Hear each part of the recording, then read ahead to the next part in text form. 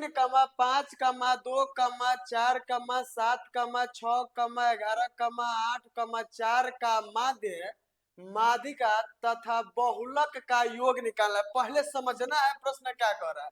ये जितना भी संख्या दे रहे हैं ना उसका माध्य निकालेंगे, माध्यिका निकालेंगे, बहुलक निकालेंगे और जो तीनों का मान आएगा उसको क्या कर देंगे जी, जोड़ देंगे। ठीक है ना, यही बात बोला है।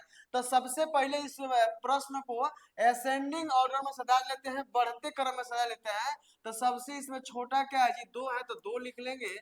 उसके बाद से 3 है तो 3 लिख लेंगे। 3 के बाद से क्या है जी, 4 2 बार है तो 4 2 बार लिख लेंगे।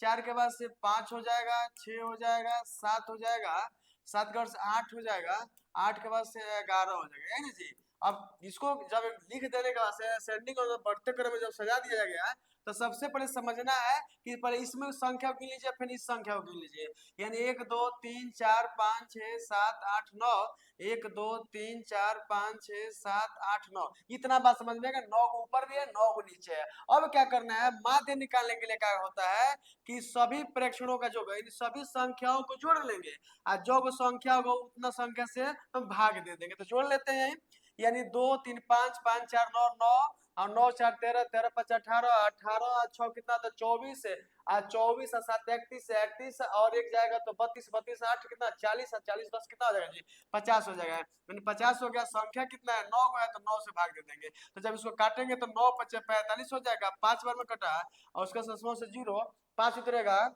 उसका से फिर 9 5 45 हुआ ना जी, तो 9 5 45 उतरेगा, यानी 5 उतरेगा, फिर 9 5 45, यानी समझिएगा यानी 5.55 पे आते चला जाएगा। ठीक ना, ये कभी कटने वाला नहीं है तो यही हो जाएगा।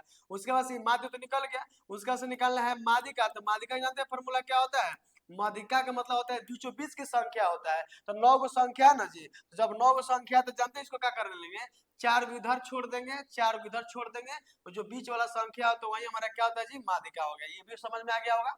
अब जानते हैं क्या कर रहा है, बहुलक। तो बहुलक कैसे निकालेंगे, बहुलक का मतलब ही होता है जो बहुत बार आया हो।